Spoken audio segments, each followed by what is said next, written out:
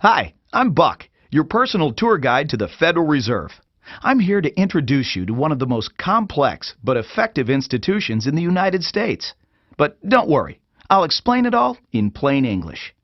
Just beside me is a roadmap of where we're going.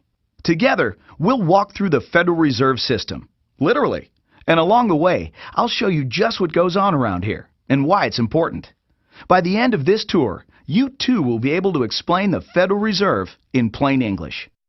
There is no other agency of government which can overrule actions that we take. There is no other agency of government which can overrule actions that we take. There is no other agency of government which can overrule actions that we take. That would effectively be a takeover of monetary policy by the Congress, a repudiation of the independence of the Federal Reserve, which would be highly destructive to the stability of the financial system, the dollar, and our national economic situation. The Federal Reserve does not own any gold at all. We have not owned gold since 1934.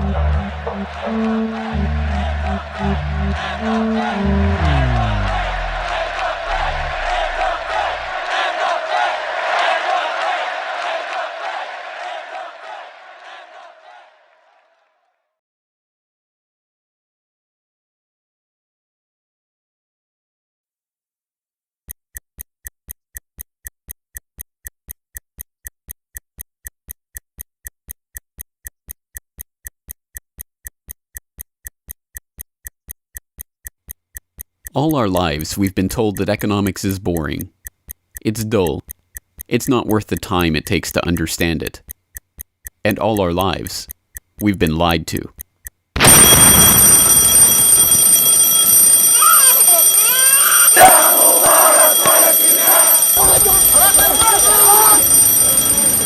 War, poverty, revolution. They all hinge on economics, and economics all rests on one key concept. Money. Money. It is the economic water in which we live our lives. We even call it currency. It flows around us, carries us in its wake, drowns those who are not careful. We use it every day, in nearly every transaction we conduct. We spend our lives working for it, worrying about it, saving it, spending it, pinching it. It defines our social status. It compromises our morals. People are willing to fight, die, and kill for it. But what is it? Where does it come from? How is it created? Who controls it? It is a remarkable fact that, given its central importance in our lives, not one person in 100 could answer such basic questions about money as these. So if you were planning a family, you'd want to know where babies come from. Yeah. And this is a lot about banking. So let me ask you, where does money come from? Where does the money come from? Where does any money? The government prints it. Just print it off. Where does money come from? How is new money created? By labor. People work and produce wealth, and the money is supposed to match that wealth. Where does money come from? Well, I have a pretty different outlook on money. It actually comes from like trees, right? But why is this? How could we be so ignorant about a topic of such importance? Where does money come from is a basic, childlike question. So why is our only response the childlike answer meant as a joke? It grows on trees. Such a profound state of ignorance could not come about naturally. From the time we are children, we are curious about the world and eager to learn about the way it works. And what could lead to a better understanding of the way the world works than a knowledge of money, its creation and destruction? Yet discussion of this topic is fastidiously avoided in our school years and ignored in our daily life. Our monetary ignorance is artificial, a smoke screen that has been erected on purpose and perpetrated with the help of complicated systems and insufferable economic jargon. But it doesn't take an economist to understand the importance of money. Deep down, we all know that the wars, the poverty, the violence we see around us hinges on this question of money. It seems like a 1,000-piece jigsaw puzzle just waiting to be solved. And it is. The puzzle pieces, taken together, create an image of the Federal Reserve, America's central bank and the heart of the country's banking system. Despite its central importance to the economy, relatively few have heard of it, and fewer still know what it is, despite the bank's attempts at self-description. Our economy runs on a complex system of exchange of goods and services, in which money plays a key part. Coin, currencies, savings, and checking accounts, the overall supply of money is managed by the Federal Reserve. Money is the medium through which economic exchanges take place, and money as a standard of value helps us to set prices for goods and services. The job of managing money, monetary policy, is to preserve the purchasing power of the dollar while ensuring that a sufficient amount of money is available to promote economic growth. The Federal Reserve also promotes the safety and soundness of the institutions where we do our banking. It ensures that the mechanisms by which we make payments, whether by cash, check, or electronic means, operate smoothly and efficiently. And in its fiscal role, acts as the banker for the United States government. Now, these duties comprise the major responsibilities of our central bank. But in order to really understand the Federal Reserve, we must first understand its origins and context. We must deconstruct the puzzle. The first piece of that puzzle lies here, in the White House. This is where the Federal Reserve Act, then known as the Currency Bill, was signed into law after passing the House and Senate in late December 1913. The New York Times of Christmas Eve 1913 described the festive scene. The Christmas spirit pervaded the gathering. While the ceremony was a little less impressive than that of the signing of the Tariff Act on October 3rd last in the same room, the spectators were much more enthusiastic and seized every occasion to applaud. There in the White House that fateful December evening, President Wilson signed away the last veneer of control over the American money supply to a cartel, a well-organized gang of crooks so successful, so cunning, so well hidden that even now, a century later, few know of its existence, let alone the details of its operations. But those details have been openly admitted for decades. Of course, just as we have been taught to find economics boring, we have been taught that this story is boring. This is the way the Federal Reserve itself tells it. The United States was facing severe financial problems. At the turn of the century, most banks were issuing their own currency, called banknotes. The trouble was, currency that was good in one state was sometimes worthless in another.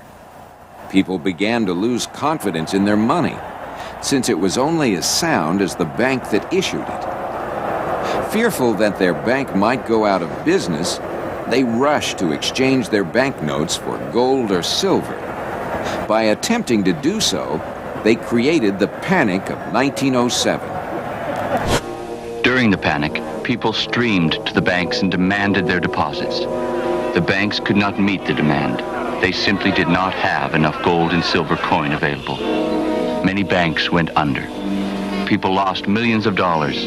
Businesses suffered, unemployment rose, and the stability of our economic system was again threatened. Well, this couldn't go on. If the country was going to grow and prosper, some means would have to be found to achieve financial and economic stability. To prevent financial panics like the one in 1907, President Woodrow Wilson signed the Federal Reserve Act into law in 1913. But this is history as told by the victors, a revisionist vision in which the creation of a central bank to control the nation's money supply is merely a boring historical footnote, about as important as the invention of the zipper or an early 20th century hula hoop craze. The truth is that the story of the secret banking conclave that gave birth to that Federal Reserve Act is as exciting and dramatic as any Hollywood screenplay or detective novel yarn, and all the more remarkable for the fact that it is all true. We pick up the story, appropriately enough, under cover of darkness. It was the night of November 22nd, 1910, and a group of the richest and most powerful men in America were boarding a private rail car at an unassuming railroad station in Hoboken, New Jersey. The car, waiting with shades drawn to keep onlookers from seeing inside, belonged to Senator Nelson Aldrich, the father-in-law of billionaire heir to the Rockefeller dynasty, John D. Rockefeller Jr. A central figure on the influential Senate Finance Committee where he oversaw the nation's monetary policy, Aldrich was referred to in the press as the general manager of the nation. Joining him that evening was his private secretary Shelton, and a who's who of the nation's banking and financial elite. A. Pyatt Andrew, the Assistant Treasury Secretary, Frank Vanderlip, President of the National City Bank of New York, Henry P. Davison, a senior partner of J.P. Morgan Company, Benjamin Strong Jr., an associate of J.P. Morgan and president of Bankers Trust Co., and Paul Warburg, heir of the Warburg banking family and son-in-law of Solomon Loeb of the famed New York investment firm Kuhn Loeb and Company. The men had been told to arrive one by one after sunset to attract as little attention as possible. Indeed, secrecy was so important to their mission that the group did not use anything but their first names throughout the journey so as to keep their true identities secret even from their own servants and waitstaff. The movements of any one of them would have been reason enough to attract the attention of New York's voracious press, especially in an era where banking and monetary reform was seen as a key issue for the future of the nation. A meeting of all of them, now that would surely have been the story of the century. And it was. Their destination? The secluded Jekyll Island off the coast of Georgia, home to the prestigious Jekyll Island Club whose members included the Morgans, Rockefellers, Warburgs, and Rothschilds. Their purpose? Davison told intrepid local reporters who had caught wind of the meeting that they were going duck hunting. But in reality, they were going to draft a reform of the nation's banking industry in complete secrecy. G. Edward Griffin, the author of the best-selling The Creature from Jekyll Island and a longtime Federal Reserve researcher, explains. What happened is that the banks decided that since there was going to be legislation anyway to control their industry, that they wouldn't just sit back and wait and see what happened and cross their fingers that it would be okay. They decided that to do what so many cartels do today, they decided to take the lead. And they would be the ones calling for regulations and reform. They like the word reform. And the American people are suckers for the word reform. You just put that into any corrupt piece of legislation, call it reform, and people say, oh, I'm all for reform. And so they vote for it or accept it. So that's what they were doing. They decided we will reform our own industry. In other words, we will create a cartel, and we will give the cartel the power of government. We'll take our cartel agreement so that we can self-regulate to our advantage, and we'll call it the Federal Reserve Act. And then we'll take this cartel agreement to Washington and convince those idiots there to pass it into law. And that basically was the strategy. It was a brilliant strategy. Of course, we see it happening all the time, and certainly in our own day today, we see the same thing happening in other cartelized industry. Right now, we're watching it unfold in the field of healthcare, but at that time, it was banking, all right? And so the banking cartel wrote their own rules and regulations, called it the Federal Reserve Act, got it passed into law, and it was very much to their liking because they wrote it. And in essence, what they had created is a set of rules which made it possible for themselves to regulate their industry, but they went even beyond that. In fact, it's clear to me when I was reading their letters and their conversations at the time and the debates that they never dreamed that Congress would go along and also give them the right to issue the nation's money supply. I mean, not only were they now going to regulate their own industry, which is what they started out as wanting to do, but they got this incredible gift that they didn't dream would be given to them, although they were negotiating for it. And that was Congress gave them the authority to issue the nation's money. And Congress gave away the sovereign right to issue the nation's money to the private banks. And so all of this was in the Federal Reserve Act, and the American people were joyous because they were told and they were convinced that this was finally a means of controlling this big creature from Jekyll Island. Amazingly enough, they were successful, not just in conspiring to write the legislation that would eventually become the Federal Reserve Act, but in keeping that conspiracy a secret from the public for decades. It was first reported on in 1916 by Bertie Charles Forbes, the financial writer who would later go on to found Forbes magazine. But it was never fully admitted until a quarter century later, when Frank Vanderlip wrote a casual admission of the meeting in the February 9th, 1935 edition of the Saturday Evening Post. I was as secretive, indeed as furtive, as any conspirator. I do not feel it is any exaggeration to speak of our secret expedition to Jekyll Island as the occasion of the actual conception of what eventually became the Federal Reserve System. Over the course of their 9 days of deliberation at the Jekyll Island Club, they devised a plan so overarching, so ambitious, that even they could scarcely imagine that it would ever be passed by Congress. As Vanderlip put it, "Discovery of our plan, we knew, simply must not happen, or else all our time and effort would be wasted.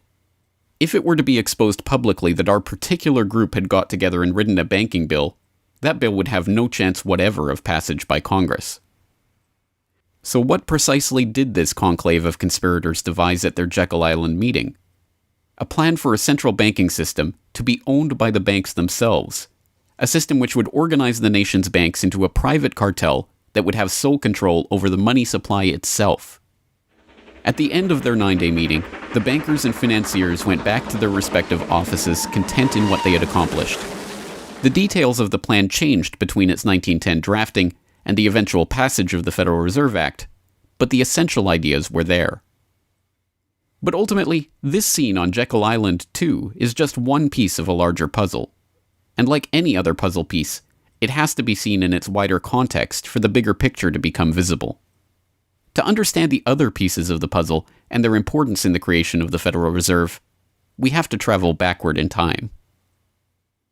The story begins in late 17th century Europe. The 9 Years' War is raging across the continent as Louis XIV of France finds himself pitted against much of the rest of the continent over his territorial and dynastic claims. King William III of England, devastated by a stunning naval defeat, commits his court to rebuilding the English navy. There's only one problem: money. The government's coffers have been exhausted by the waging of the war, and William's credit is drying up. A Scottish banker, William Patterson, has a banker's solution. A proposal to form a company to lend £1 million to the government at 6% plus $5,000 management fee, with the right of note issue.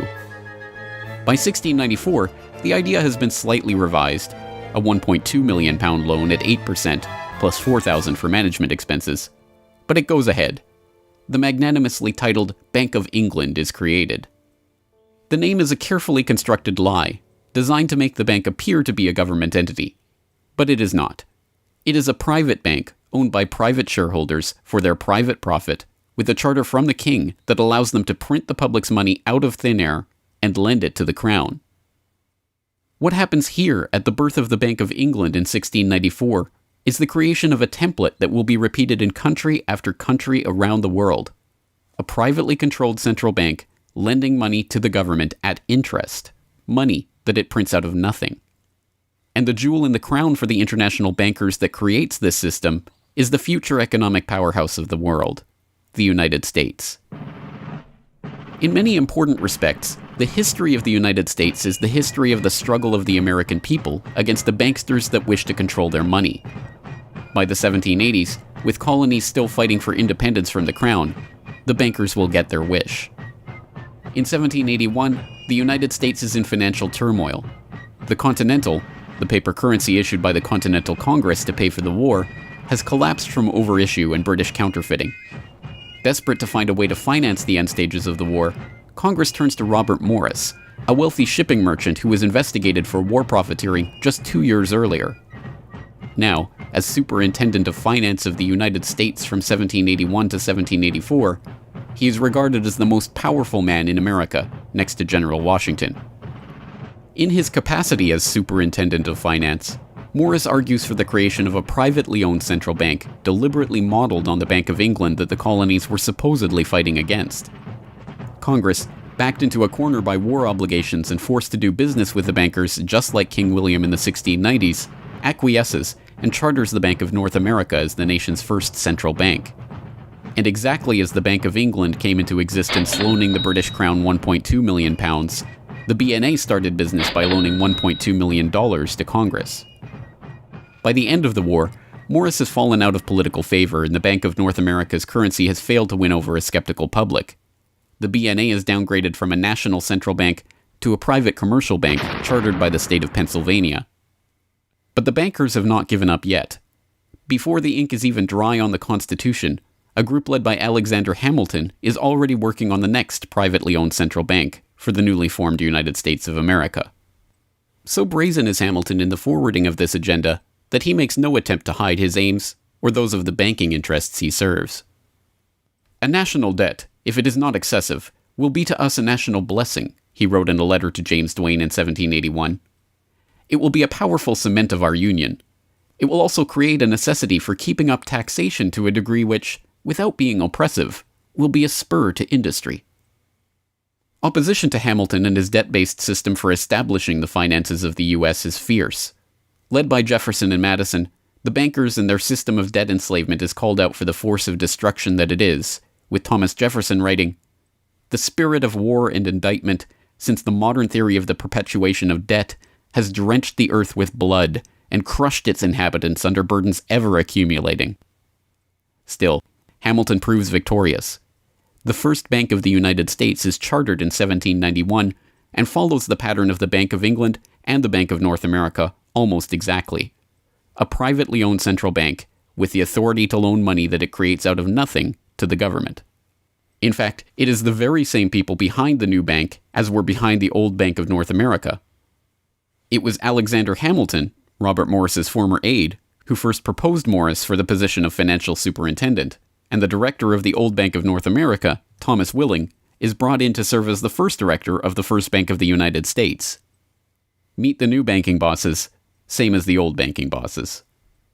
In the first 5 years of the bank's existence, the U.S. government borrows $8.2 million from the bank, and prices rise 72%.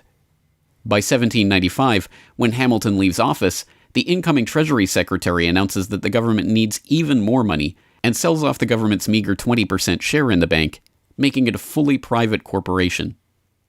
Once again, the U.S. economy is plundered while the private banking cartel laughs all the way to the bank that they created. By the time the bank's charter comes due for renewal in 1811, the tide has changed for the money interests behind the bank. Hamilton is dead, shot to death in a duel with Aaron Burr. The bank-supporting Federalist Party is out of power. The public are wary of foreign ownership of the central bank, and what's more, don't see the point of a central bank in time of peace. Accordingly, the charter renewal is voted down in the Senate, and the bank is closed in 1811. Less than a year later, the U.S. is once again at war with England. After 2 years of bitter struggle, the public debt of the U.S. has nearly tripled from $45.2 million to $119.2 million. With trade at a standstill, prices soaring, inflation rising, and debt mounting, President Madison signs the charter for the creation of another central bank, the Second Bank of the United States, in 1816. Just like the two central banks before it, it is majority privately owned and is granted the power to loan money that it creates out of thin air to the government. The 20-year bank charter is due to expire in 1836, but still in his first term, President Andrew Jackson has already vowed to let it die prior to renewal. Believing that Jackson won't risk his chance for re-election in 1832 on the issue, the bankers forward a bill to renew the bank's charter in July of that year, 4 years ahead of schedule. Remarkably, Jackson vetoes the renewal charter and stakes his re-election on the people's support of his move. In his veto message, Jackson writes in no uncertain terms about his opposition to the bank. Whatever interest or influence, whether public or private, has given birth to this act, it cannot be found either in the wishes or necessities of the executive department, by which present action is deemed premature, and the powers confirmed upon its agent not only unnecessary, but dangerous to the government and country. It is to be regretted that the rich and powerful too often bend the acts of government to their selfish purposes. If we cannot at once, in justice to interests vested under improvident legislation, make our government what it ought to be, we can at least take a stand against all new grants of monopolies and exclusive privileges, against any prostitution of our government to the advancement of the few at the expense of the many, and in favor of compromise and gradual reform in our code of laws and system of political economy. The people side with Jackson, and he's re-elected on the back of his slogan, "Jackson and no bank." The president makes good on his pledge. In 1833, he announces that the government will stop using the bank and will pay off its debt. The bankers retaliate in 1834 by staging a financial crisis and attempting to pin the blame on Jackson, but it's no use. On January 8, 1835, President Jackson succeeds in paying off the debt, and for the first and only time in its history, the United States is free from the debt chain of the bankers. In 1836, the Second Bank of the United States charter expires, and the bank loses its status as America's central bank. It is 77 years before the bankers can regain the jewel in their crown, but it is not for lack of trying. Immediately upon the death of the bank, the banking oligarchs in England react by contracting trade, removing capital from the US, demanding payment in hard currency for all exports, and tightening credit. This results in a financial crisis known as the Panic of 1837, and once again Jackson's campaign to kill the bank is blamed for the crisis. Throughout the late 19th century, the United States is rocked by banking panics brought about by wild banking speculation and sharp contractions in credit. By the dawn of the 20th century, the bulk of the money in the American economy has been centralized in the hands of a small clique of industrial magnates, each with a near monopoly on a sector of the economy.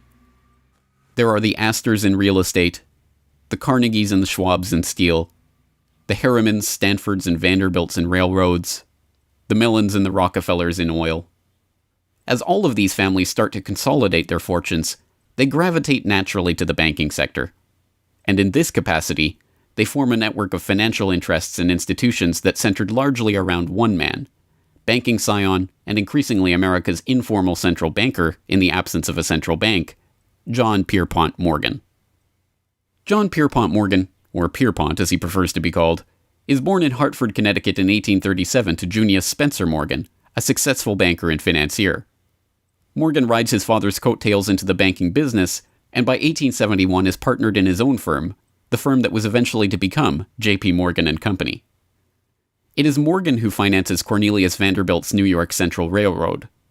It is Morgan that finances the launch of nearly every major corporation of the period, from AT&T to General Electric to General Motors to DuPont.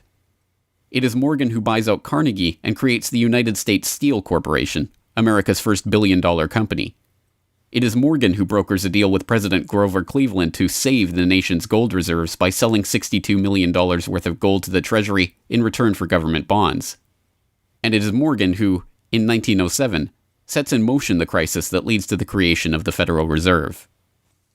That year, Morgan begins spreading rumors about the precarious finances of the Knickerbocker Trust Company, a Morgan competitor and one of the largest financial institutions in the United States at the time. The resulting crisis, dubbed the Panic of 1907, shakes the U.S. financial system to its core. Morgan puts himself forward as a hero, boldly offering to help underwrite some of the faltering banks and brokerage houses to keep them from going under.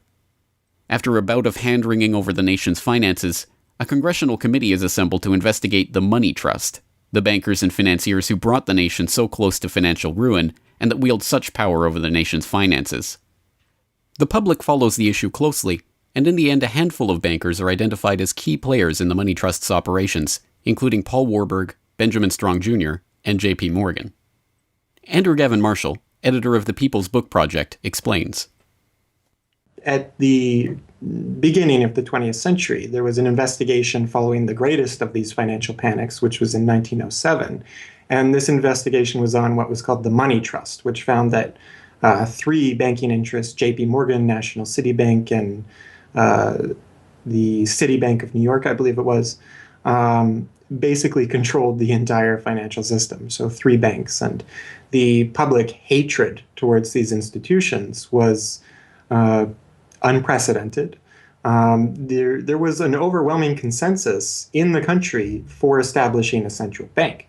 But there were many different interests in pushing this, and everyone had sort of their own specific purpose behind advocating for a central bank. So to represent the most people, you had farmer interests, populists, progressives, who were advocating a central bank because they couldn't take the recurring panics, but they wanted government control of a central bank. They wanted it to be exclusively under the public control because they despised and feared the New York banks as wielding too much influence. So for them, a central bank would be a way to curb the power of these private financial interests. On the other hand, those same financial interests were advocating for a central bank to serve as a source of stability for their control of the system, also to act as a lender of last resort to them, and so that they would never have to face collapse, but also in order to exert more control through a central bank. The private New York banking community wanted a central bank under the exclusive control of them. There's a shocker. So you had all these various different interests which converged. Of course, the most influential happened to be the New York financial houses, which were more aligned with European financial houses than they were with any other element in American society. The main individual behind the founding of the Federal Reserve was Paul Warburg, who was a partner with Kuhn, Loeb and Company, European banking house. His brothers were prominent bankers in Germany at that time, and he had, of course, close connections with every major financial and really big industrial firm in the United States, and most of those existing in Europe. And he was discussing all these ideas with his fellow compatriots in advocating for a central bank. In 1910, Warburg got the support of a senator named Senator Aldrich, whose family later married into the Rockefeller family. Again, I'm sure just a coincidence, but Aldrich invited Warburg and a number of other bankers to a private secret meeting on Jekyll Island, just off the coast of Georgia, where they met in 1910 to discuss the construction of a central bank in the United States, but one which, of course, would be owned and serve the interests of the private bankers. Aldrich then, in 1911, presented this as the Aldrich Plan or the Aldrich Bill in the U.S. Congress, and it was actually voted out. The public, suspicious of Senator Aldrich's banking connections, ultimately reject the Jekyll Island Cabal's Aldrich Plan. The Cabal does not give up, however. They simply revise and rename their plan, giving it a new public face, that of Senator Robert Owen and Representative Carter Glass. In the end, the money trust that was behind the Panic of 1907 uses the public's own outrage against them to complete their consolidation of control over the banking system. The newly retitled Federal Reserve Act is signed into law on December 23, 1913, and the Fed begins operations the next year.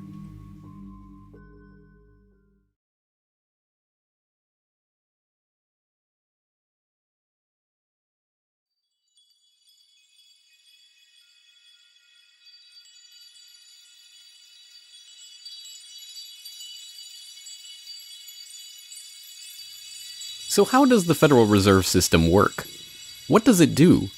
Who owns and controls it?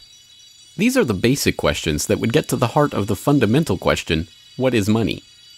And that is why the answer to these questions have been shrouded in impenetrable economic jargon.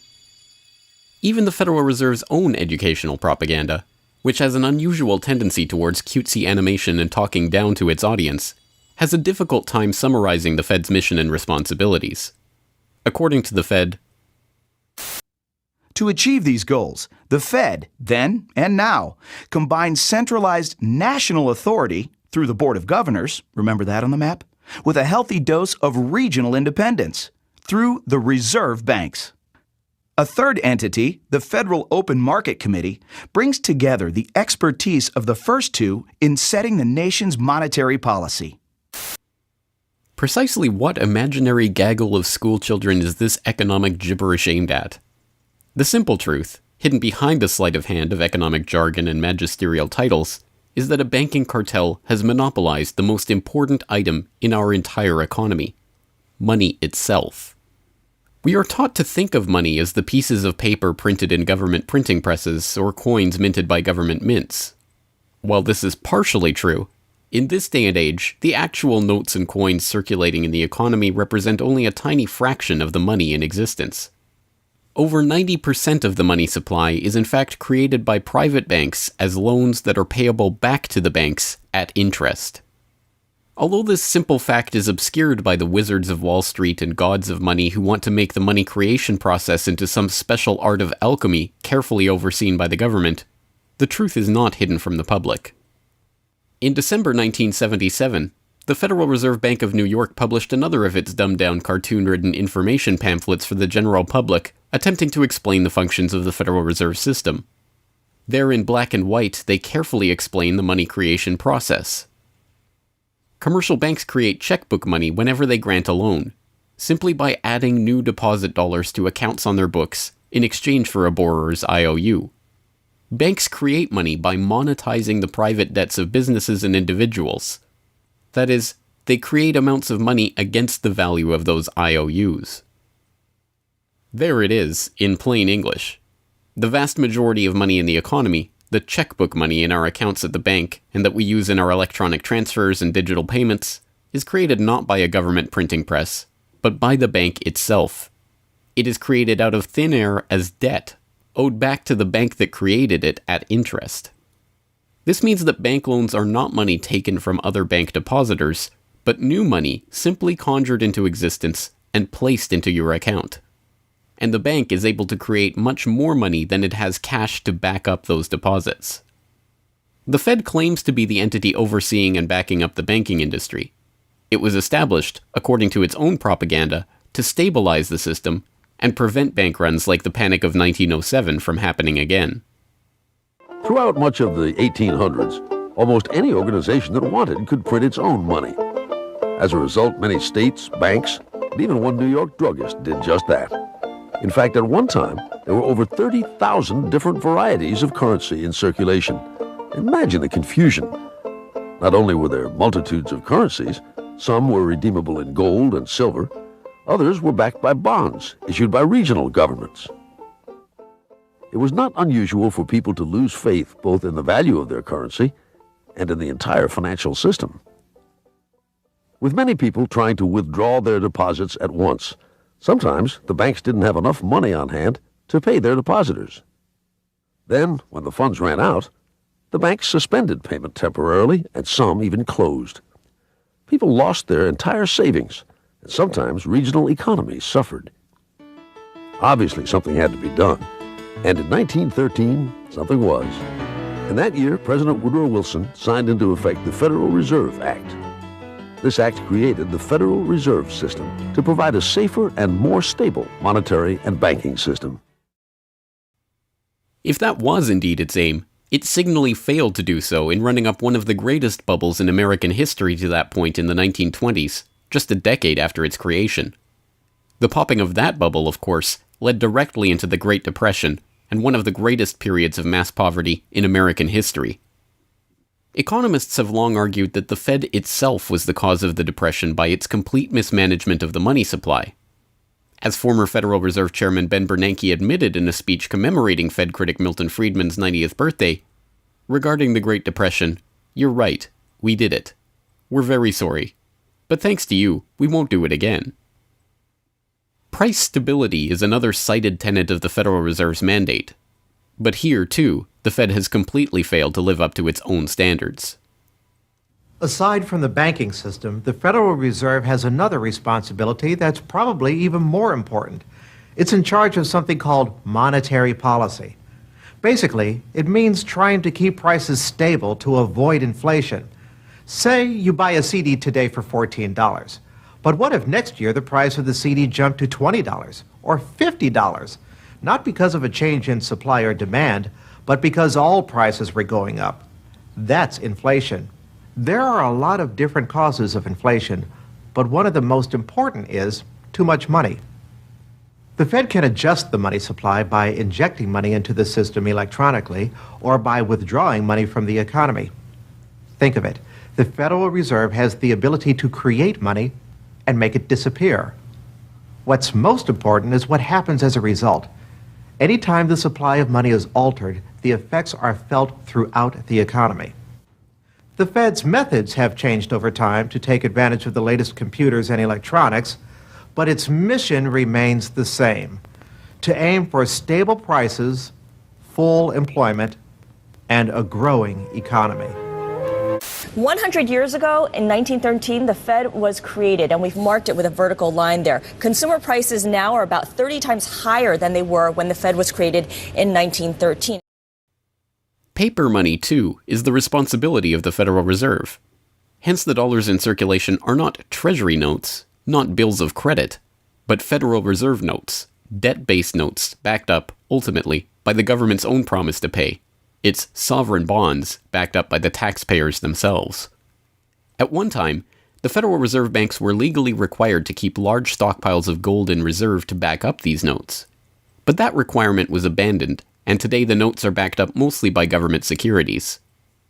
The Fed no longer keeps any actual gold on its books, but gold certificates issued by the Treasury and valued not at the spot price of $1,300 per troy ounce, but an arbitrarily fixed statutory price of $42 2/9 per ounce. But I do have one question. During the crisis, or any time that you're aware of, has the Federal Reserve or Treasury participated in any gold swaps arrangements?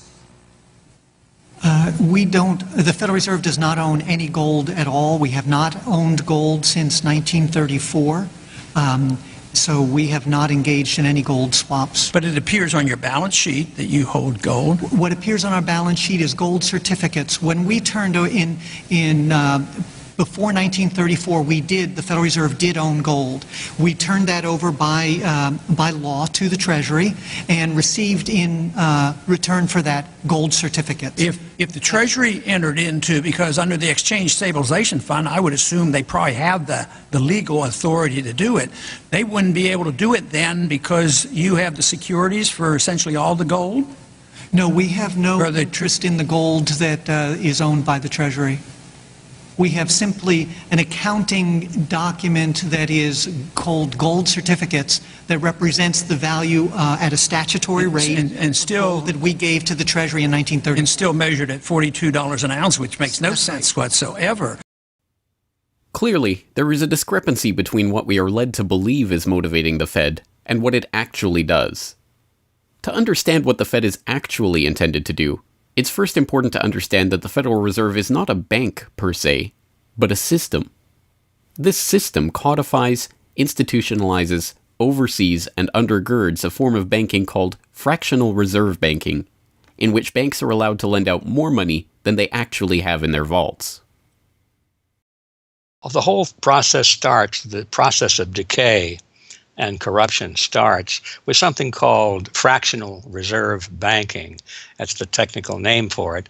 And what that really means is that as the banking institution developed over several centuries, starting, of course, in Europe, it developed the practice of legalizing a certain dishonest accounting procedure.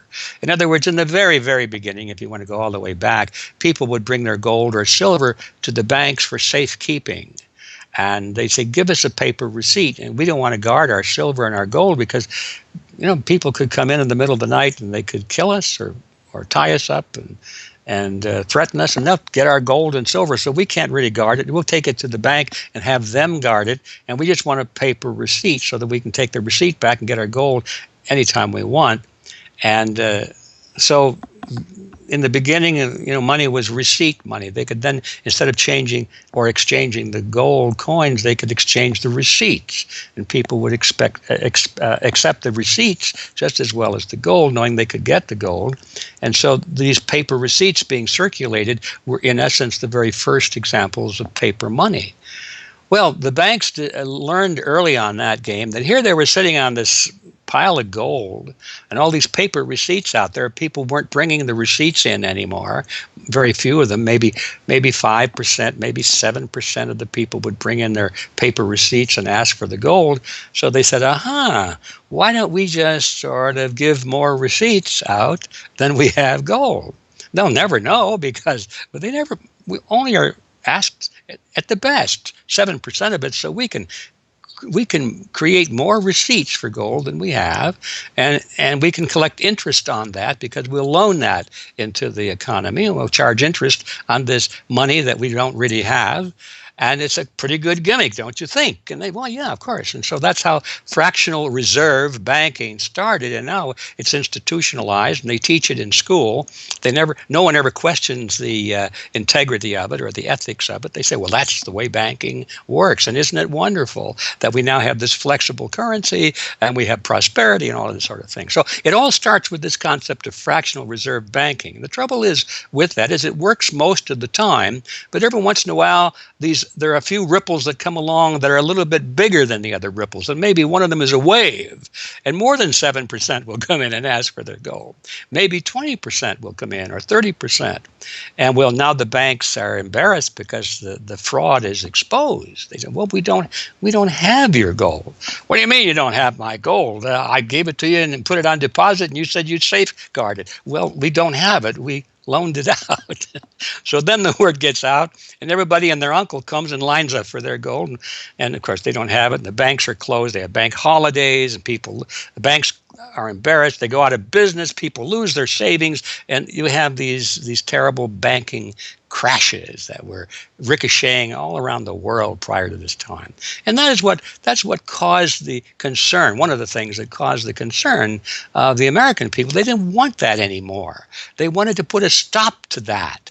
And that was the whole purpose, supposedly, of the Federal Reserve System, was to put a stop to that. But since the people who designed the plan to put a stop to it were the very ones who were doing it in the first place, you can not be surprised that their solution was not a very good one insofar as the American people were concerned. Their solution was to expand it. Not to control it, but to expand it. See, prior to that time, this little game of fractional reserve banking was localized at the state level. Each state was doing its own little fractional reserve banking system. Each state, in essence, had its own Federal Reserve. Central banks were authorized by state law to do this sort of thing, and that was causing all this problem. And so the Federal Reserve came along and said, well, no, we're not going to do this at the state level anymore because look at all the problem it's causing. We're going to consolidate it all together, and we're going to do it at the national level. The key to this system, of course, is who controls this incredible power to regulate the economy by setting reserve requirements and targeting interest rates. The answer to this question, too, has been deliberately obscured. The Federal Reserve System is a deliberately confusing mishmash of public and private interests, reserve banks, boards and committees, centralized in Washington and spread out across the United States. So you have the Federal Reserve Board in Washington, appointed by the president. That's the only part of this system that is directly dependent upon the government for input. That's the federal part, that the government, the president specifically, gets to choose a few select governors. The 12 regional banks, the most influential of which is the Federal Reserve Bank of New York, essentially based in Wall Street to represent Wall Street, is representative of the major Wall Street banks who own shares in the private, not federal, but private Federal Reserve Bank of New York. All the other regional banks are also private banks. They vary according to how much influence they wield, but the Kansas City Fed is influential, the St. Louis Fed, the Dallas Fed. But the New York Fed is really the center of this system. And precisely because it represents the Wall Street banks who appoint the leadership of the New York Fed. So the New York Fed has a lot of public power, but no public accountability. It has no oversight.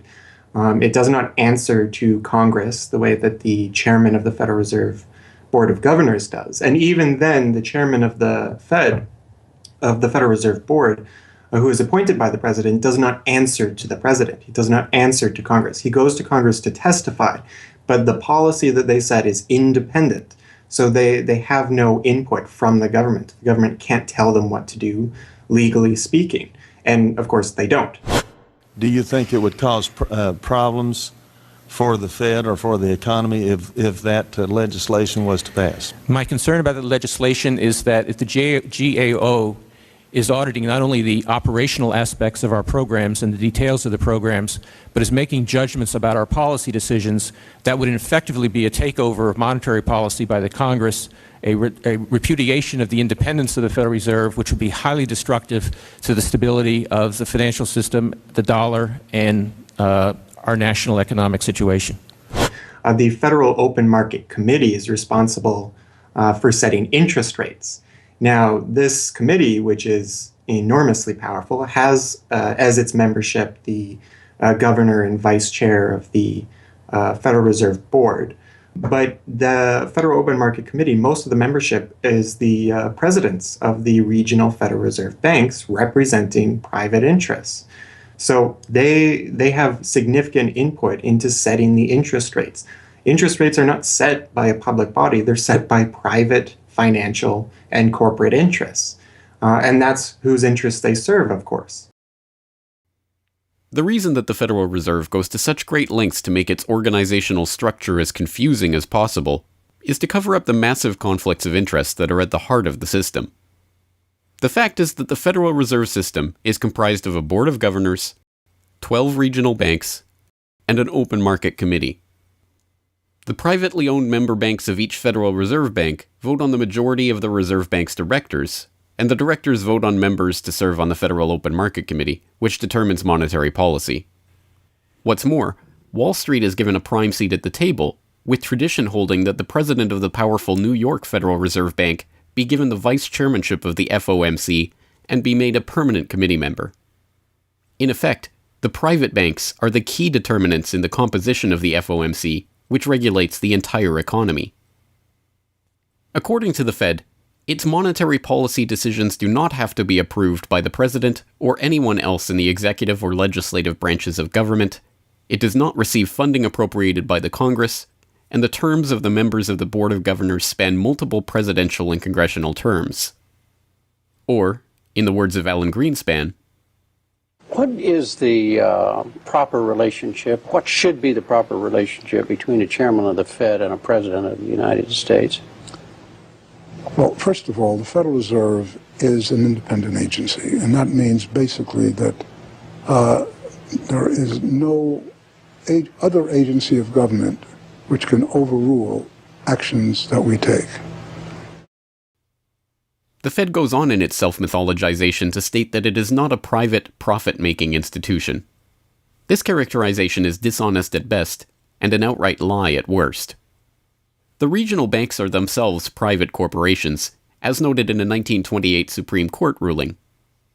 Instrumentalities like the national banks or the Federal Reserve Banks, in which there are private interests, are not departments of the government. They are private corporations in which the government has an interest.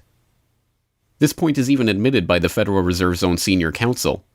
Our regulations do specify overall terms for the lending, but the day-to-day operation of the banking activities are conducted by the Federal Reserve banks. They are banks, and indeed they do lend, and they do interact they're their with own depositors. agency then, essentially, They are not in that agencies. regard. Yes, they're not agencies, Your Honor. They're persons under FOIA. Each Federal Reserve Bank, the stock is owned by the member banks in the district, 100% privately held. They have private boards of directors.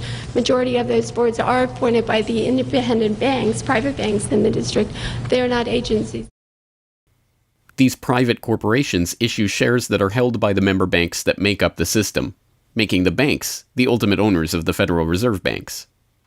Although the Fed's profits are returned to the Treasury each year, the member banks' shares of the Fed do earn them a 6% dividend. According to the Fed, the fixed nature of these returns means that they are not being held for profit.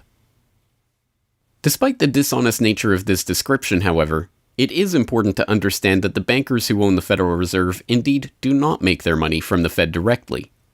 Instead, the benefits are much less obvious and much more insidious. The simplest way that this can be understood is that, as a century of history and the specific example of the last financial crisis shows, the Fed was used as a vehicle to bail out the very bankers who own the Fed banks in the most obvious example of fascistic collusion imaginable. A handful of financial institutions have enriched themselves as a result of institutional speculation on a large scale as well as manipulation of the market.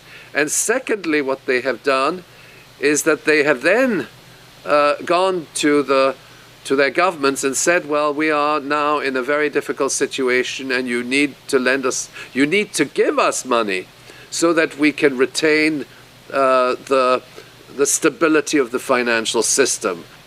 And who actually lends the money or brokers the public debt? The same financial institutions which are the recipients of the bailout. Okay, and so what you have is a circular process. It's a diabolical process. You're lending money. You're not lending money. You're handing money to the large financial institutions, and then this is leading up to a mounting public debt in the trillions. Okay. And then you say to the financial institutions, we need to establish a new set of treasury bills and government bonds, etc., which of course are sold to the public, but they are always brokered through the financial institutions, which establish their viability and so on and so forth. And the financial institutions will probably buy part of this public debt. So that in effect what the government is doing is financing its own indebtedness through the bailouts. It hands money to the banks, but to hand the money to the banks, it becomes indebted to those same financial institutions, and then it says, well, we now have to emit large amounts of public debt. Please, can you help us? And then the banks will say, well, your books are not quite in order.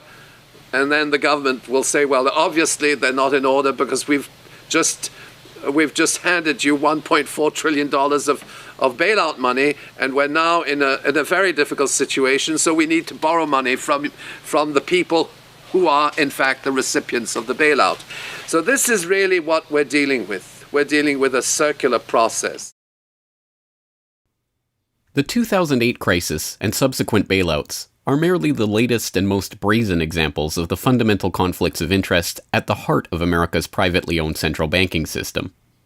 Beginning with the collapse of Lehman Brothers in September of that year, the Federal Reserve embarked on an unprecedented program of bailouts and special zero-interest lending facilities for the very banks that had caused the subprime meltdown in the first place.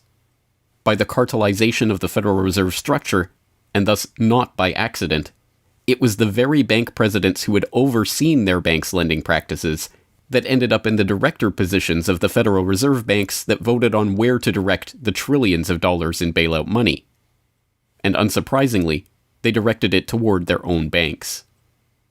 A stunning 2011 Government Accountability Office report examined $16 trillion of bailout facilities extended by the Fed in the wake of the crisis and exposed numerous examples of blatant conflicts of interest. Jeffrey Immelt, chief executive of General Electric, served as a director on the board of the Federal Reserve Bank of New York. At the same time, the Fed provided $16 billion in financing to General Electric. JP Morgan Chase chief executive Jamie Dimon, meanwhile, was also a member of the board of the New York Fed during the period that saw $391 billion in Fed emergency lending directed to his own bank. In all, Federal Reserve Board members were tied to $4 trillion in loans to their own banks. These funds were not simply used to keep these banks afloat, but actually to return these Fed-connected banks to a period of record profits in the same period that the average worker saw their real wages actually decrease and the economy on Main Street slow to a standstill. Ben Bernanke, at that time the chairman of the Federal Reserve Board of Governors, was confronted about these conflicts of interest by Senator Bernie Sanders upon the release of the GAO report in June 2012. Senator, you raised an important point, which is that this is not something the Federal Reserve created. This is in the statute. Congress in the Federal Reserve Act said this is the governance of the Federal Reserve, and more specifically that bankers would be on the board. And 6 out of 9. Sorry? 6 out of 9 in the regional banks are come from the banking industry. That's correct, and that is in the law. And right. I'll answer your question, though. The answer to your question is that Congress set this up. We have tried. I think we've made it into something useful and valuable. We do get information from it. But if Congress wants to change it, of course, we will work with you to find alternatives. Bernanke is completely right. These conflicts are, in fact, a part of the institution itself. A structural feature of the Federal Reserve that was baked into the Federal Reserve Act itself over 100 years ago by the bankers who conspired to cartelize the nation's money supply. You could not ask for a more succinct reason why the Federal Reserve itself, this admitted cartel of banking interests, needs to be abolished. But you could get one.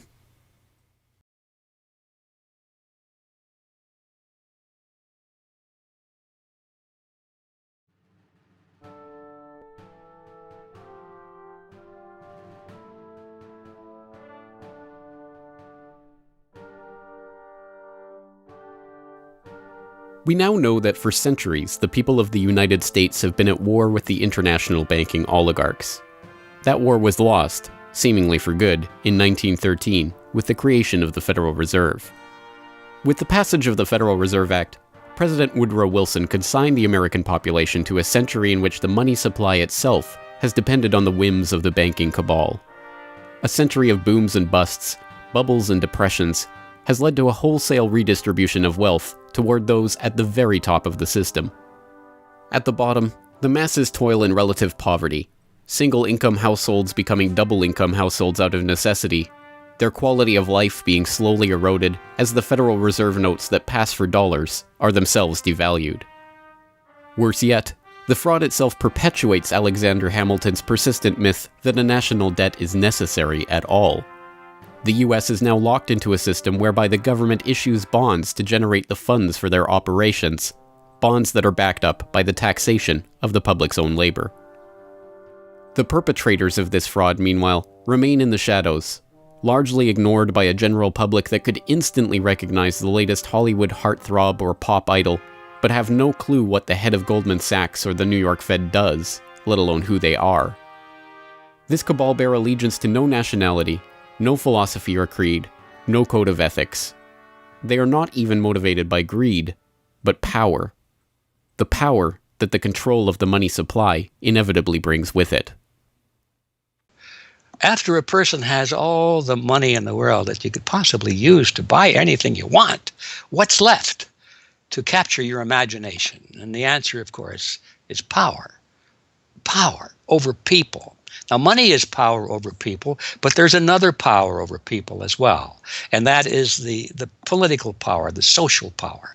And I think this has now become the dominant driving force of these people. They've already got the money. They've got it locked down. Now they're striving for this new world order, as their name for it. They want all of the world into one political unit, which they dominate, not only with money, but with military and psychological means and education and media and propaganda. They want total control over every human on the planet. And by golly, they're moving pretty rapidly in that direction. It did not take long for this lust for power to rear its head. In 1921, just 7 years after the Fed began operations, the same J.P. Morgan-connected banking elite that founded the Federal Reserve incorporated an organization called the Council on Foreign Relations with the goal of taking over the foreign policy apparatus of the United States, including the State Department. In this quest, it was remarkably successful. Although there are only about 4,000 members in the organization today, its membership has included 21 Secretaries of Defense, 18 Treasury Secretaries, 18 Secretaries of State, 16 CIA directors, and many other high-ranking government officials, military officers, business elite, and, of course, bankers. The first director of the CFR was John W. Davis, J.P. Morgan's personal lawyer and a millionaire in his own right. Together with its sister organizations in Britain and elsewhere around the world, these groups would work together toward what they called a New World Order of total financial and political control directed by the bankers themselves. As Carroll Quigley, noted Georgetown historian and mentor of Bill Clinton, wrote in his 1966 work, Tragedy and Hope, A History of the World in Our Time, the powers of financial capitalism had a far-reaching aim, nothing less than to create a world system of financial control in private hands, able to dominate the political system of each country and the economy of the world as a whole. This system was to be controlled in a feudalist fashion by the central banks of the world acting in concert, by secret agreements arrived at in frequent private meetings and conferences. The apex of the system was to be the Bank for International Settlements in Basel, Switzerland, a private bank owned and controlled by the world's central banks, which were themselves private corporations. This is why the bankers and their partners in government and business conspired to bring about the 2008 crisis. Not for the pursuit of money, but power. In the same way the bankers used the panic of 1907 to consolidate their control over the money supply, they hope to use the 2008 crisis and subsequent panics, which they themselves have created, to consolidate their political control. The International Summit for the Global Financial Crisis has been expanded from G7 to G20 because the leading 7 developed countries cannot solve the crisis alone. This expanded meeting raises the question whether a new global financial system will be created. So is this some sort of new world order, which Gordon Brown kind of alluded to? British Prime Minister Gordon Brown has described the quote-unquote guiding principles to be addressed at the summit. They are transparency, sound banking, responsibility, integrity, and get this, global governance, unquote. I think a new world order is emerging, and with it the foundations of a new and progressive era of international cooperation. The inevitable conclusion, one that flows necessarily from the true understanding of this situation, is that the Federal Reserve System needs to be consigned to the dustbin of history. After a century of enslavement, it is time for the American public to finally throw off the bankers' debt chains. If there was ever a point in human history to start questioning alternatives, this would be it. And to think that where we are and simply say, oh, well, this is the best of our options. How many of the best options lead to self-destruction? Doesn't sound like a best option. I think that with a world of 7 billion people, we can probably come up with something better than a system in which a few thousand people benefit so much at the expense of everything else on this world, and at the expense of the potential for the future of mankind. They're leveraging our future. And so long as we accept this way of thinking, so long as we accept these institutions as having dominance, that's the direction we'll be going. So I think reform is a good way to try and stall and to push back directly against the expanding and evolving power structures. But a radical change is what's really needed, and that has to be built from the bottom up. But I think that these two processes can and should go together in parallel. If you've made it this far, congratulations. You are now better informed on the economic history of the United States and the truth about the Federal Reserve than 99% of the population. If you do nothing else, then just working to get those around you educated on this information alone will have a profound effect. Once they learn of the scam, many are motivated to do something about it, and they, in turn, inform others. This is the viral nature of suppressed truth, and it is the reason that more people are aware of and energized by the issue of the Federal Reserve and the nature of money than ever before. Perhaps even more amazingly, this movement is spreading to other parts of the globe. Recognizing the interlocking nature of the modern global economy and the international nature of the banking oligarchy, movements to abolish the Federal Reserve have sprung up in Europe, where protests against the cartelized central banking system are taking place in over 100 cities, attracting 20,000 people on a weekly basis. I started this movement because I realized that the Federal Reserve Act, in my opinion, is one of the most worst laws in the whole world. So a private banking company is lending America the money, and in my opinion, America is not any more democratic. The Federal Reserve tells the government what to do, and that's a problem. It's a very big problem, especially in the US. Why is it a global issue, and why are people doing it here in Germany? Because when you realize that this finance system, it's a global system, you have to go to the really beginning of the system. And in my opinion, it's also the World Bank and the International Fund of Currencies and stuff like this. But at the beginning of all this is a law from 1913. Woodrow Wilson signed it. And this is the beginning of all this hardcore capitalism we are suffering right now from. And the only way to stop this is maybe to break this law. But what if the burgeoning movement to end the Fed is successful? What system do people propose as the answer? There have been several proposals along different lines by various researchers. Some argue for a return to America's colonial roots of debt-free money issued by state-run banks, pointing to the Bank of North Dakota as one already functioning, successful model of this approach. We've had two banking systems ever since the 1860s, with the state bank system and the federal bank system. And the federal bank system are the big Wall Street banks, particularly. They dominate the federal system. So they're taking over right now. I mean, in California, we don't even have any local banks where I am. They're now, we had two, and I had accounts in both of them, and they're now, one of them is Chase Bank and the other is U.S. Bank. So they're both big Wall Street banks now. They've been taken over. So if you can keep, it's the local banks that have an interest in serving the local business. The big banks have no interest in making loans to local business. It's too risky. Why should they bother? They've got this virtually free money they can get from the Fed and from each other, and it's much more lucrative to them either to speculate in commodities or other things abroad, or what works very well for them is to buy long-term government bonds at 3%, because these have no capital requirement. The capital requirement for government bonds are zero. So they can buy all of those that they want. Whereas if they buy, let's say, mortgages, or if they make loans for mortgages, or they make loans to businesses, then they have to worry about their capital requirement. And as soon as they've used up all their capital, in other words, $8 of capital will get you $100 of loans, then they can't make any more loans. They have to wait for 30 years till those loans get paid off. So what they do, if they do buy mortgages, is sell them off to investors. And so that was the whole mortgage-backed securities scam that we've seen.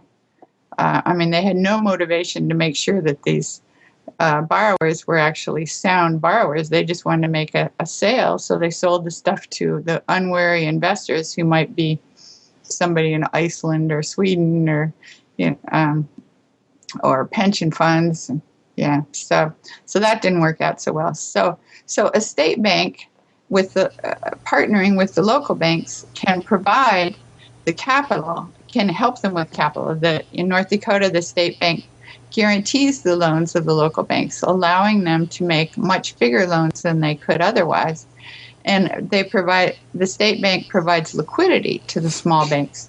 That's why the small banks, the local banks, aren't making loans to small business right now, because they don't know that they can get money from the other banks as needed.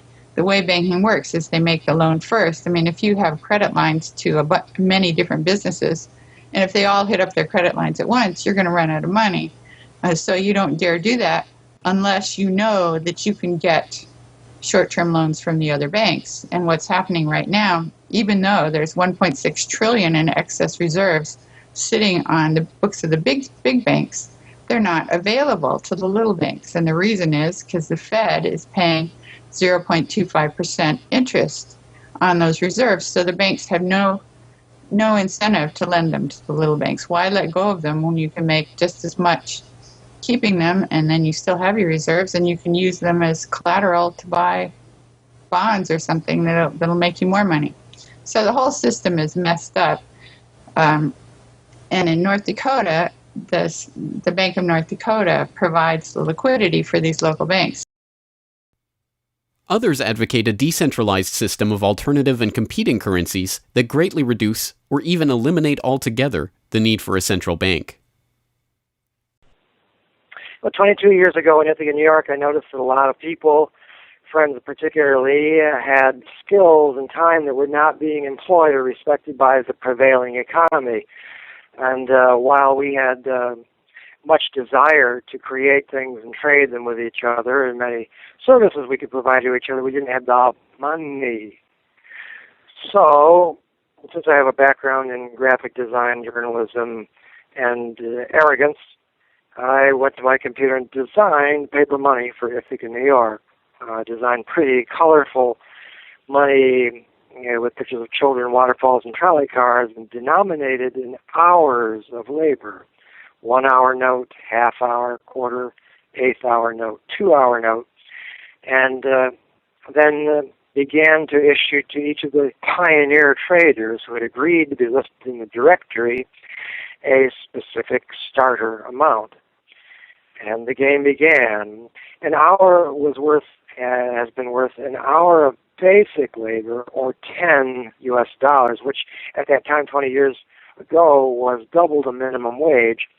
People who usually expect more than $10 per hour of their service can charge multiple hours per hour, but the denomination puts between us as residents of our community that reminder that we are fellow citizens, not merely winners or losers scrambling for dollars.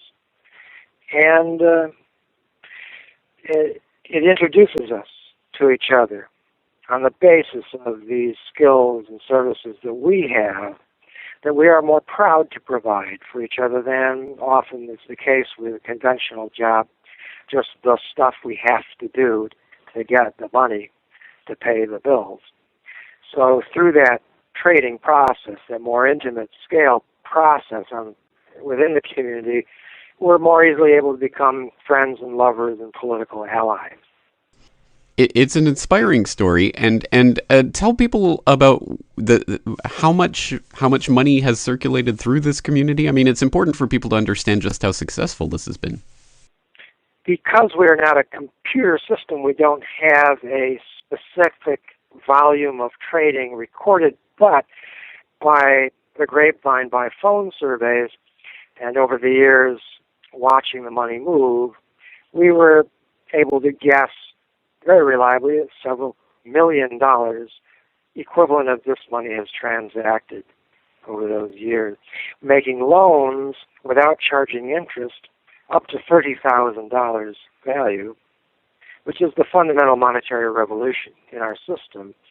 Then as well, making grants of the money to over 100 community organizations. Some argue for currencies whose mathematical nature prevent them from being merely conjured into existence whenever a federal government wants to wage another war of aggression or forge another link in the seemingly endless train of governmental tyranny and abuse. What people have to understand about Bitcoin is that it's a completely decentralized network. There's no central server, there's no controlling company, there's no office. It's just free software that anyone can download and start running on their computer anywhere in the world. And that the Bitcoins themselves can be transferred to or from anyone anywhere in the world. And it's impossible for any bank or government or entity to block you from sending or receiving those Bitcoins. There's a limited supply of those Bitcoins. There will never, ever, ever be more than 21 million Bitcoins. And so because, like everything, the price is set based on supply and demand, because the supply of Bitcoins is limited and the demand is increasing as more and more people start to use them and more websites start to accept them, the price of Bitcoins in terms of dollars is going to have to increase even a lot more than the $500 per Bitcoin that it is today. Are there any drawbacks at all to the idea of using a cryptocurrency? If you're part of the current power elite that can just print money at will to spend on whatever you feel like, then yeah, the world switching over to Bitcoin is probably not going to benefit you. But if you're one of the normal people that aren't working for the Federal Reserve or any central bank that's printing money to pay to your friends and that sort of thing, then a Bitcoin world is a wonderful thing for you. Sound money, cryptocurrencies, state banks, LETS programs, self-issued credit. These and many other solutions have all been proposed, and many of them are in use in different localities today. Information on all of these ideas and how they are being applied in various parts of the world are widely available online. The point is that the question of what money is and how it should be created is perhaps the single greatest question facing humanity as a whole, and yet it is one that has been almost completely eliminated from the national conversation. Until recently. End the Fed! End the Fed!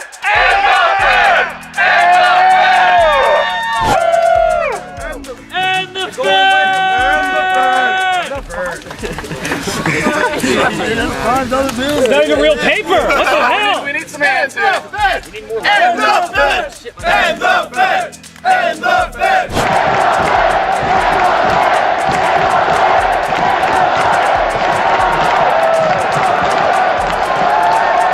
I haven't even gotten to that part yet. Will you do it again when I get to that part?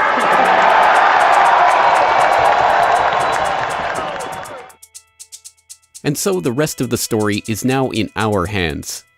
Once we understand the scam that has taken place, the gradual consolidation of wealth and power in the hands of an elite few banking oligarchs, and the growing impoverishment of the masses, all in the name of banking funny money created out of nothing and loaned to the public at interest, we can choose to get active or to do nothing at all. For those who choose to get active, there are some steps that you can take to help change the course of the system. First, follow the links and resources from the transcript of this documentary at corbettreport.com/Federal Reserve to familiarize yourself with the history, the connections, and the functions of the Federal Reserve System. If you can't explain this material to yourself, then you will never be able to teach it to others. Secondly, begin reaching out to others to bring them up to speed on the issue. It can be as simple as broaching this conversation in the Monday morning water cooler talk, or passing out a copy of this documentary, or sending out links to this information to your email list. Insert this topic into your conversations. When people start talking about the national debt, or the state of the economy, or other political talking points, get them to question the roots of these issues, and why there is a national debt at all. Thirdly, when you are able to find or create a group of like-minded people in your area who are engaged with the issue, start a study group on the issue and its solutions. The study group can help source alternative or complementary currencies in the local area, or, if none exist already, the group can form the basis for a community of local businesses and customers who are willing to start experimenting with ways to wean themselves off of the Federal Reserve notes. Fourthly, use the resources at corbettreport.com, including the Federal Reserve information flyer, or hold DVD screenings to attract interest in your group and draw others into studying the true nature of the monetary system. The work of building up an alternative to the current system can seem daunting, even at times overwhelming. But it is important to keep in mind that the Federal Reserve System that seems so monolithic today has only been around for 1 century. Central banks have been defeated in America before, and they can be defeated again. The question of how we decide to change this system is not rhetorical. It will either be answered by an informed, engaged, active population working together to create viable alternatives and to dismantle the current system, or it will be answered by the same banking oligarchy that has been controlling the money supply, and indeed the lifeblood of the country, for generations. Now, 1 century after the creation of the Federal Reserve System, we have a choice to make. Whether the next century, like the one before it, will be a century of enslavement, or, transformed by the actions and choices that we make in the light of this knowledge, a century of empowerment.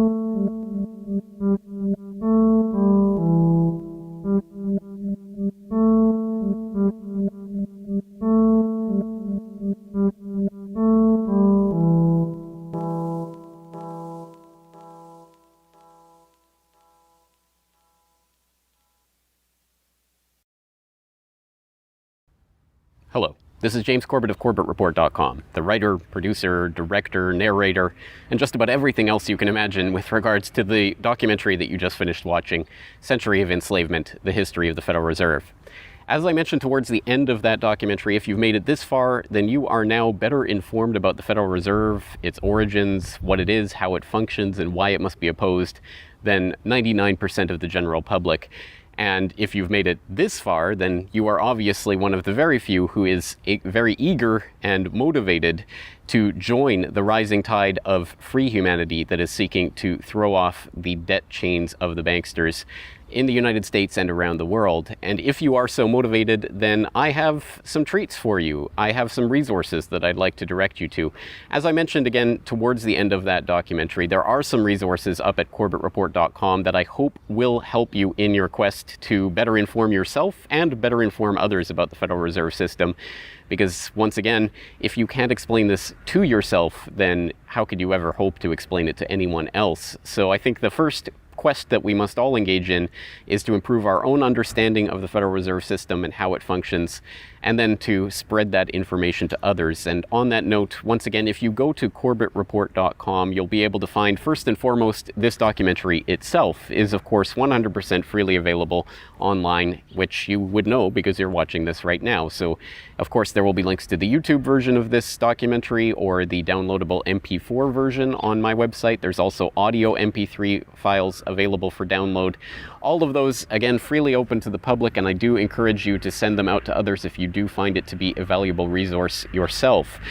And once you're there at corbettreport.com, you'll find not only the documentary itself, but also a transcript of the documentary, complete with hyperlinks to all of the source documents, videos, articles, all of the information that was used to compile this documentary. So I hope that will be a valuable resource, again, for people who are looking to put this information together in a way that makes sense in their own head, and so that they can see where all of this information is coming from, much of it sourcing from the Federal Reserve itself. So I hope that the hyperlinked transcript will be valuable to people out there who are seeking to broaden their understanding of these topics.